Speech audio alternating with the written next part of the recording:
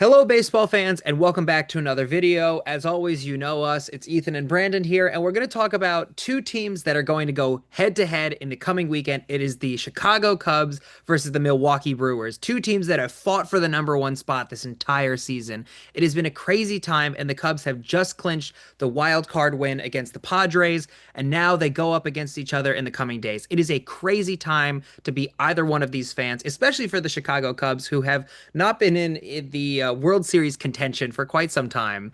So it is a really interesting time overall. We're here to talk about what these games are probably going to look like. I think the Cubs definitely are going to probably have a harder time a little bit more than the Milwaukee Brewers. But again, we're going to throw some facts at you here. Brandon, I'm going to shoot it over to you. What are you thinking right now? Yeah, I mean, let's talk about. I'm sure the commissioner's office of baseball is extremely happy right now because they get the Dodgers and the Phillies and the Cubs and the Brewers and the NLDS. I mean, those are two blockbuster series. Phillies and Dodgers obviously have the geographical advantage in very big cities on the East and West Coast, and Cubs and Brewers is probably the hottest rivalry in baseball that isn't the Yankees and Red Sox. So, this is just it's awesome for baseball. It's going to be two really exciting division series. For the sake of the Cubs and Brewers, I mean, like you said, Ethan, they jockeyed for first place in the NL Central all year. The Brewers usurped the Cubs in August. They never really relented from that position. And here the Cubs are. They barely skated past the Padres. Might have gotten a little lucky in the ninth inning of that last game. This is a good Cubs team. We've talked about it a lot all season. They've got the pitching, the offense when it's hot is one of the best in baseball. The talent is absolutely there to beat the Brewers, who have not had the postseason success that they probably should have had in recent years, given the way they've obviously been winning the division pretty much every single year in the last half decade. So, it'll be an interesting series. I think the big story here is starting pitching.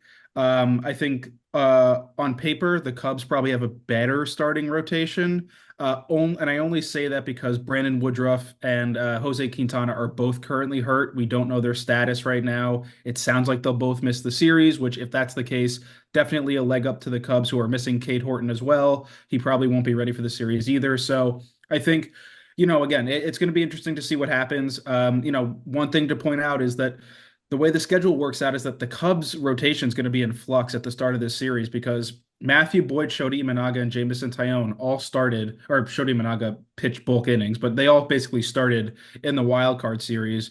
And so that means no one's going to be ready for game one. So who's going to take the game one start against Freddie Peralta? Is it going to be Javier Assad? Is it going to be Colin Ray? Might they go with a bullpen game? Who really knows? But that's definitely advantage to the Brewers. And then at that point, the Cubs are going to have to figure out how they want to line up the rotation for the rest of the series because, there's a lot of days off in between games when you get to the NLDS. So it'll be interesting to see sort of the chess match between Pat Murphy and Craig Counsell in this series. Obviously, Craig Counsell facing his former team in the playoffs for the first time, but I'm really excited for Cubs and Brewers to be playing in the playoffs. Yeah, I am. I really am too. I think the other thing to kind of look back, if we turn back the clock a little bit to when the Brewers and the Cubs faced off, they faced off a total of three, not three times, but three total, I guess, Series, matchups. yeah. Which it was in May, July, and August. And every single time, it was very fair matchups. They pretty much tied each other for the most part. Some of the games were like 10-0, some of them were like 6-4, and some of them were like 3-1. So Mhm. they were very even matchups the entirety of this season. Again, the Cubs kind of fell off the tracks near the end, but that's also because we were injury prone very Mhm. much during the end of the season. Again, we have Kyle Tucker back now, which is awesome. So I'm very excited to see what happens. Again, like you said, the Cubs are a little bit on the downside when it comes to pitchers at the moment. I am, and this is me being a little bit of a Javier Assad stan. I think that he can hold his own if he does become a starting pitcher for the first Brewers v Cubs game.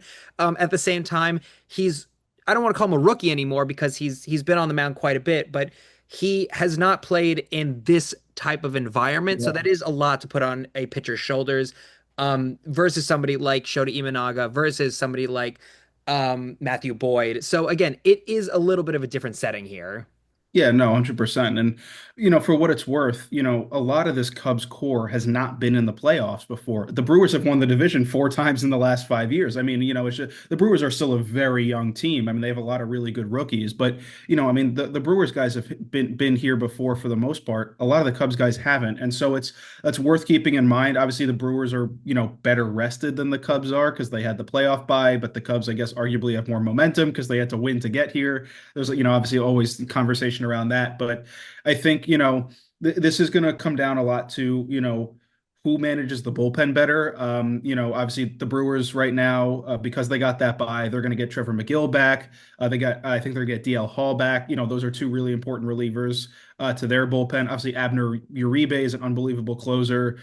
They might put Jacob Misiorowski in the bullpen. Obviously, if he's throwing 100 plus miles an hour. I mean, they've got a really good relief crew back there. The Cubs we saw in the Padres series, they've got really good relievers, but no one is infallible. I mean, even the best guys. Daniel Palencia had a little bit of command issues here and there in the Padres series. He was excellent, but he wasn't perfect.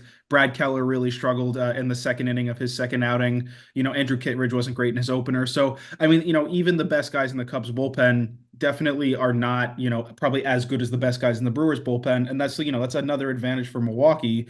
And of course, perhaps the biggest one is that Milwaukee has home field advantage. Obviously the first two games will be played in American Family Field. A fifth game, a deciding fifth game would as well, if that's necessary.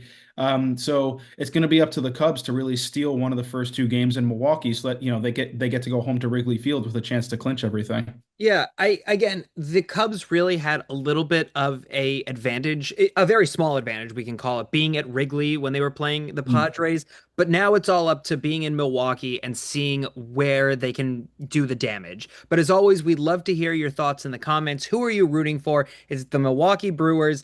Is it the underdogs of the Cubs? Who do you want to win here? And we will respond to every comment in the comment section below, and we will be on the edge of our seats as we watch these upcoming games.